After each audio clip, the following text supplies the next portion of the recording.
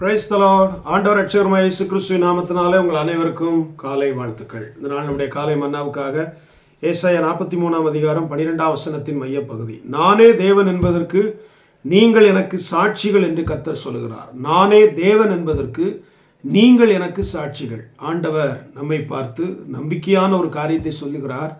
நான் தேவன் என்பதற்கு நீங்கள் சாட்சிகளாக இருப்பீர்களா என்று கேட்பதை போல ஒரு காரியத்தை நாம் இங்கே பார்க்கிறோம். நாம் இன்றைக்கு தேவனை எவ்விதம் பின்பற்றுகிறோம், எதற்காக தேவனோடு கூட நாம் இருக்கிறோம், எதற்காக தேவனை தேடுகிறோம், எதையாகிலும் அவரிடத்தில் பெற்றுக்கொள்ள வேண்டும் என்பதற்காகவா, அல்லது அவர் மூலம் நன்மை அடைய வேண்டும் என்பதற்காகவா, என்னை அவர் ஆசீர்வதிக்க வேண்டும் என்று என்பதற்காகவா என்பதை நாம் யோசிக்க வேண்டும். அது நம்முடைய நோக்கமாக இருப்பதை காட்டிலும் அதெல்லாம் நமக்கு தானா தருவார். ஆண்டவரை பின்பற்றி விட்டோம் என்று சொன்னால், அவரை உண்மையாய் நேசித்து விட்டோமே ஆனால் அதெல்லாம் அவருக்குரியதுங்க. அதெல்லாம் நமக்கு ஆட்டோமேட்டிக்காக சொந்தமாயிரும். ஆனால் நம்முடைய நோக்கம் என்ன? அவர் தேவன், அவர் மரித்தார், அவர் உயிர்த்தார், அவர் 3ஆம் நாள் உயிரோடு எழுந்து பரலோகத்துக்கு போனார், மீண்டும் வருவார் என்பதற்கு நாம் சாட்சிகளாக இருக்கிறோமா, இருக்க வேண்டும் என்று ஆண்டவர் சொல்லுகிறார். அல்லேலூயா. ஒரு அரசியல்வாதிகளை எடுத்துக்கொள்ளுங்கள்.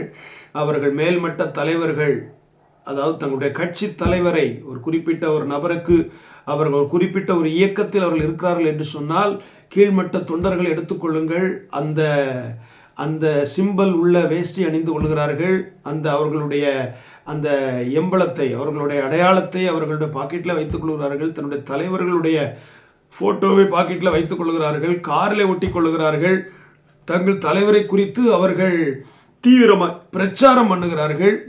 ஏதாவது அவர்களுக்கு சம்பளம் கிடைக்கிறதா? யோசித்து பாருங்க.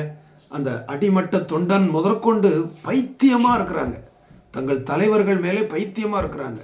எங்கள் தலைவர் தான் தலைவர்னு சொல்கிறாங்க, எங்கள் தலைவர் தான் அப்படின்னு சொல்கிறாங்க. அப்போது ஒரு அழிந்து போகிற அரசியல் தலைவர்களுக்காக ஜனங்கள் பைத்தியமாய் பின் சொல்லும் பொழுது, ஒரு ஜீவனுள்ள தேவனுக்கு நாம் ஏன் சாட்சிகளாக இருக்கக்கூடாது?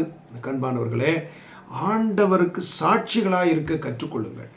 நான் தேவனுக்கு சாட்சியாக இருப்பேன் என்று வைராக்கியம் பாராட்டுங்கள். அவர் தேவன், அவர் தேவன் சொல்றதுக்கு நான் முதல் சாட்சியாக இருப்பேன். யாராவது நான் தப்பு செய்யலை பிரதர், நீங்கள் எனக்காக சாட்சி சொல்லுவீங்களான்னு சொன்னால், நான் வரேன் பிரதர், உங்களுக்காக நான் நிற்பேன் அப்படின்னு சொல்கிற மாதிரி ஆண்டவருக்கு சாட்சியாளுங்க. அவர் மரித்ததற்கு நான் சாட்சி, அவர் 3ஆம் நாள் உயிரோடு எழுந்ததற்கு நான் சாட்சி, அவர் இன்றைக்கும் ஜீவிக்கிறார் என்பதற்கு சாட்சி, அவர் அற்புதங்களை செய்கிறார் என்பதற்கு நான் சாட்சி, அவர் மாறாதவராக இருக்கிறார் என்பதற்கு நான் சாட்சி என்று சொல்லுகிற ஒரு சீடர்களாக, அப்படிப்பட்ட பிள்ளைகளாக இருங்கள். எதையாகிலும் ஆண்டவர்கிட்ட சுரண்டலானே நினச்சிக்கிட்டே இருக்காதீங்க. ஆண்டவருக்கு நான் எவ்விதத்தில் பிரயோஜனமாக இருப்பேன் என்பதை மனதில் வைத்து ஆண்டவர் சொல்றார், நானே தேவன் என்பதற்கு நீங்கள் சாட்சிகள்.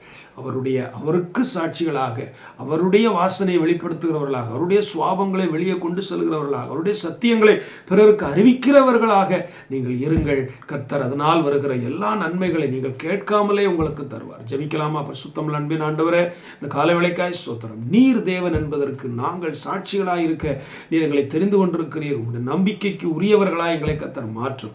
ஆண்டவரே, உமக்கு சாட்சிகளாக இருப்போமே ஆனால் பூமியின் எல்லா இடங்களிலும் உமக்கு நாங்கள் சாட்சிகளாக இருந்து உம்முடைய நாமத்தை உயர்த்துவோமே ஆனால் எங்கள் காரியங்களை எல்லாம் நீர் பார்த்து கொள்வீரப்பா.